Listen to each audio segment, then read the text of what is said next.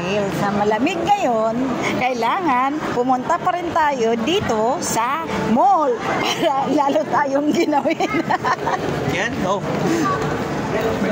Tingnan nyo, sa dami talaga ng tao. Dami dito.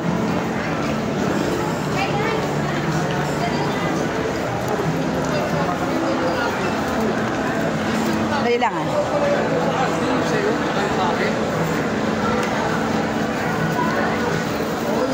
Be, bili tayo sa Watson.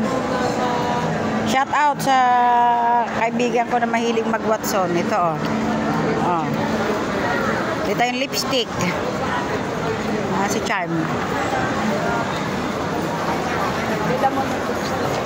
Hindi. Sabi ko kay Charm, bili kami ng lipstick. Dalawa.